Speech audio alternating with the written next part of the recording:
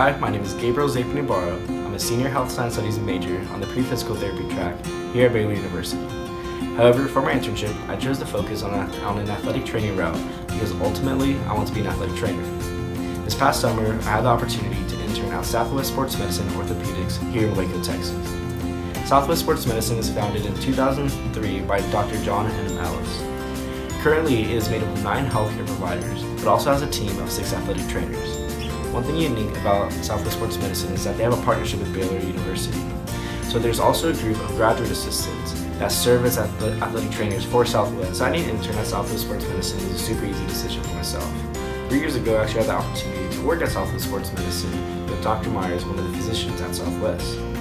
In my time with working with him, I served as basically his front desk man, creating appointments and checking in athletes, checking them in and out.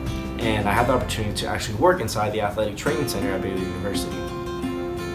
At the time, I was still deciding what I wanted to do for my future, but in that experience, I knew for a fact that I wanted to go into athletic training. So when it came time to looking for an internship, I knew Southwest Sports Medicine would be the best place for me. My main role in my internship was basically to shadow all the athletic trainers in the different events that I attended. However, shadowing also had an impact on all the goals that I set early on in the summer. My first goal was to gain more knowledge on anatomy based off of athletic training, so the different parts of the body and what you can tape, what braces go with what different body parts. And throughout this process, I think I gained more knowledge on just athletic training as a whole, and the anatomy was kind of like a backup for it. It was kind of like the backbone to athletic training, but it was really easy to just learn more of the equipment for athletic training and the tools that are used, and then I can use that to compare it to the body as well. My second goal was to try to gain a sense of self-confidence as an athletic trainer. Personally, for me, coming into this internship, I had a lot of doubt in myself just because I felt like I wasn't ready to be tested by an athletic trainer, to be asked certain questions. So that was something I had a big concern about coming into the internship. However, through a lot of conversations that I had with the athletic trainers, the sense of self-confidence is something that you have to build throughout all your years as an athletic trainer. But the more experience you have, from what I've been told, is that's what help you be more confident and help you kind of be secure in your job. My third goal was to also learn how to assess an injury fully. However, in my internship, I didn't really get to see that many injuries. For an athletic trainer, the summertime is a little bit of a downtime because a lot of high schools don't really have sports going on, and for Southwest Sports Medicine, all the athletic trainers really only work during the fall and spring when schools in session. And so I did have a few instances where there was someone who got hurt, and so a lot of my knowledge when it comes to assessing an injury really came from just paying attention to detail in these few instances. For instance, at a baseball game I was in, one of these athletes got hit in the wrist. As soon as we went to go assess the injury, I paid attention to what questions the athletic trainer was asking, where she was touching the injured area, asking questions as she was touching, going through different ranges of motion, and I noticed that it differs based off of every single injury that occurs. My last goal was something I wasn't sure I was going to be able to accomplish this past summer. I wanted to try to figure out what level of athletic training I want to go into, whether that be high school athletic training, collegiate athletic training, professional. And from what I've come to throughout this past summer is I'm not too sure exactly what I want to go into yet. The only way I think I can decide is if I have a little experience in that level. But as of now, I think the one that's most appealing to me is the collegiate setting because it's such a fast-paced lifestyle. You put a lot of hours into it. And as an athletic trainer, I think it'd be a lot of fun to be working all day, to be around athletics and specifically collegiate athletics. So my favorite part about this past summer was just being able to be around athletic trainers, having conversations with them, getting to know their experiences, asking them about their struggles, their high points throughout their career. And I really enjoyed that because I felt like I was given more of an insight into athletic training because I was given their real issues and understanding what they understood, understanding what was a struggle for them and how they grew from it. But one thing I wasn't too happy with was the fact that there wasn't a lot of sporting events throughout the summer. So when it came to shadowing, it was at events that weren't really sports related, and so it was a hard time to see an athletic trainer assess an injury. It was hard to just understand athletic training. When it comes to another interning at Southwest Sports Medicine in the future, I would highly recommend they sit down and just have a talk with their supervisor to try to get a clear schedule on what the events are going to be occurring throughout the summer, what attire they would need to wear, and also just to kind of get a clear consensus on a clear schedule day to day.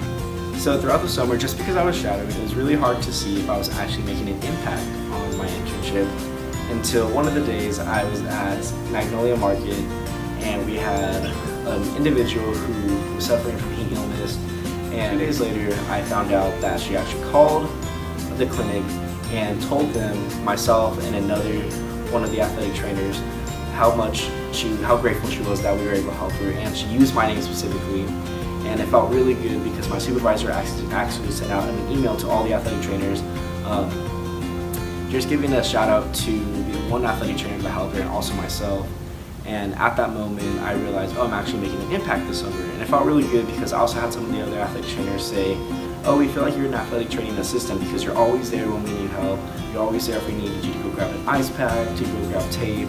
And it felt really good to have those words of encouragement from my peers. So a typical day for me was not very a typical day because, like I said before, I didn't really have a set schedule. And so my days varied every single day. One of the most common things was, like I mentioned before, I went a lot to Magnolia Market because I knew for a fact there was always an athletic trainer there. And so if there wasn't someone in the clinic, if there was nothing really going on, if I had already finished working on my project that morning, I would go ahead and go to Magnolia Market if there was no event going on. But towards the end, the past 2 weeks, there was actually a Little League tournament going on for softball and baseball, and so I would spend all my days there. Even some nights and some days on the weekend. And if there was ever any athletic event going on, I would usually go to the clinic in the morning, go to that event, and if I had some more time, maybe go to Magnolia Market that day. Throughout this internship, I figured out a lot about myself professionally. One of the things I noticed is that in the moment, I am very hardworking. I give my all, I give 100% of the effort in any situation I'm put in. If someone asks me to do something, I will go do it right away. I'm very good at being told what to do, or if someone asks me a question, I will try to give them the best answer I can. And one of the things though I still need to work on professionally is to communicate. There's a lot of times where, like mentioned before, I didn't have a set schedule, and so it was hard to figure out what I was going to do next, where I was supposed to go. And there were days I just kind of stayed at one place and wasn't too sure what to do, and wasn't really comfortable just trying to email my supervisor or text him and trying to ask him what to do next, because I kind of wanted to show I knew what I was doing and didn't want to show any kind of weakness or doubt within him to myself. And so one thing I do need to work on is just communicating and being honest and being truthful and just asking for help when I need it. As for what I need to improve on based off this internship, I think a lot of it had to do with asking questions, because I would have conversations with athletic trainers and I would, in a moment, know exactly what they're talking about. I feel like I'm on the same page with them, but maybe halfway through the conversation I would slip up and kind of lose track and feel like I needed to backtrack to understand what they were saying based off of maybe a technique they were talking about or kind of injury. And I was a little too scared to just say, hey, I was scared to just ask them, what did you mean by this? Or actually, what is this? And that's something I need to work on, but I noticed as the summer progressed, I did ask more questions towards the end of the summer compared to the beginning. But I also think that was because I felt more comfortable with the athletic trainers. I built greater relationships with them, so I knew them on a deeper level. But that is definitely something I still need to work on, is just asking questions, because if I don't ask questions, I'm never going to get an answer. And if I never get an answer, I won't be able to build that confidence that I want to gain as one of my goals. This past summer, I spent my time working on a project for Southwest Sports Medicine, and I worked on a brace inventory project. Basically, to sum it up, I took an inventory of all the braces within the clinic. And these braces are used with the doctors, the physicians, the athletic trainers. It's just clinic-wide braces. And in this inventory, to make it easier on the athletic trainer, I separated them into body parts. And then from there, I went off of the brand, the name of it, whether it was left or right. And then I also talked about the quantity of it. And I also left a notes section, because in the clinic, there are some physicians who prefer a certain kind of brace, or they do not like a certain kind of brace. And that goes with the athletic trainers as well. They prefer one kind of ankle brace compared to another. And so I had made sure to include that to keep that as specific as possible. The second half of my project included an information comparison sheet comparing braces to different taping methods. So for instance, the example I'm going to use is with the Axiom ankle brace. And talking with the athletic trainers, I've come across that when it comes to just a brace, and we'll use the ankle brace as an example, it only provides enough support on either side, the same amount, and basically works like a splint. However, when it comes to taping, you can manipulate the tape to provide more support on one side compared to the other, and each tape job can be as unique as the next. And talking with the athletic trainers, they prefer taping rather than bracing right away. However, they also talked about how it really depends on the athlete, because there's a lot of mental block when it comes to taping and braces, and there are some athletes that prefer to have tape or prefer to have a brace or prefer to have both. It just really depends on which one they prefer. So looking back at my internship, I honestly felt that I was pretty prepared for it, but based off the HHPR side of it, I wish that there were just a lot more classes devoted towards athletic training for undergraduate students, whether it be just intro to athletic training or intro to kinesiology or something more related to athletic training specifically, because it's really hard nowadays that now that the programs are going to be master level entry programs, it's hard for students to kind of get introduced to athletic training right away and to understand more of athletic training and what it entails, because it's not just taping ankles, it's not just providing ice waters. Some of the biggest things I learned from my internship was that preparation is key, and if that means you're going to get the golf cart and turn it around so you have easier access to drive to the field, that's what you need to do. If I were to be offered a position from Southwest Sports Medicine Orthopaedics, I would accept it in a heartbeat. From my experience, I am overly joyed to have worked with the athletic trainers at Southwest. The people I've met there, they've taken me in and treated me like one of their own, and by the end of the summer, I felt like I was leaving my family. But the most important part about why I would want to accept the position is because of all the outreach Southwest Sports Medicine does.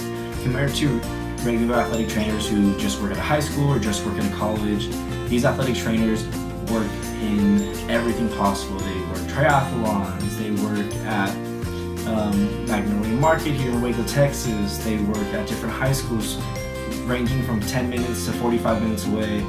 And just the call to serve at that community is just something that I'm really attracted to.